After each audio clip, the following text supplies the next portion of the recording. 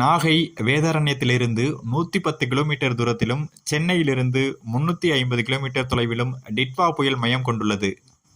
தென்மேற்கு வங்கக்கடல் மற்றும் அதனை ஒட்டிய வட இலங்கை கடற்பகுதிகளில் நிலவிய டிட்வா புயலானது மணிக்கு 10 கிலோமீட்டர் வேகத்தில் வடக்கு வடமேற்கு திசையில் நகர்ந்து வருவதாக வானிலை ஆய்வு மையம் தெரிவித்துள்ளது.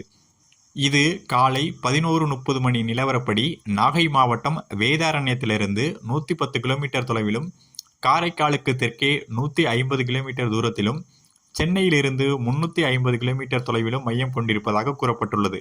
நாளை அதிகாலை வட தமிழகம், புதுச்சேரி மற்றும் அதனை ஒட்டிய தெற்கு ஆந்திர கடலோர பகுதிகளை டிட்வா புயல் அடையும் என தெரிவிக்கப்பட்டுள்ளது.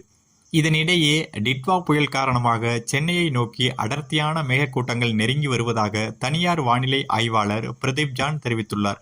இதன் காரணமாக தென்பகுதிகளில் அடர்த்தியான மழைப்பொழிவுக்கு வாய்ப்பு இருப்பதாகவும், மேலும் சூறாவளியின் மையத்தை சுற்றி மேகமூட்டம் காணப்படாத நிலையில் அடுத்த சில மணி நேரங்களில் மேகங்கள் அதிகரிக்கக்கூடும் எனவும் பிரதீப் ஜான் கணித்துள்ளார். மேலும் டிட்வா புயல் காரணமாக தமிழ்நாட்டில் இன்று 7 மாவட்டங்களில் தரைக்காற்று 90 கிலோமீட்டர் வேகத்தில் வீசும் என வானிலை ஆய்வு மையம் கணித்துள்ளது.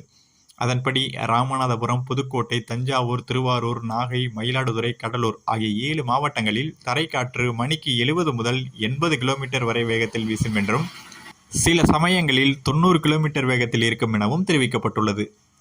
சென்னை, திருவள்ளூர், செங்கல்பட்டு, விழுப்புரம், தூத்துக்குடி, திருநெல்வேலி, கன்னியாகுமரியில் இன்று தரைக்காற்று மணிக்கு 75 கிலோமீட்டர் வேகத்தில் வீச வாய்ப்பிருப்பதாக தெரிவிக்கப்பட்டுள்ளது.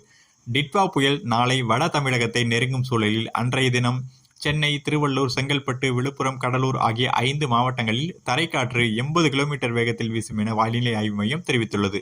கன்னியாகுமரி, திருநெல்வேலி, தூத்துக்குடி, ராமநாதபுரம், புதுக்கோட்டை, தஞ்சாவூர் ஆகிய மாவட்டங்களிலும், நாகை, திருவாரூர், மயிலாடுதுறை ஆகிய பகுதிகளிலும் நாளை தரைக்காற்று 75 கிலோமீட்டர் வேகத்தில் வீசும் என கணிக்கப்பட்டுள்ளது.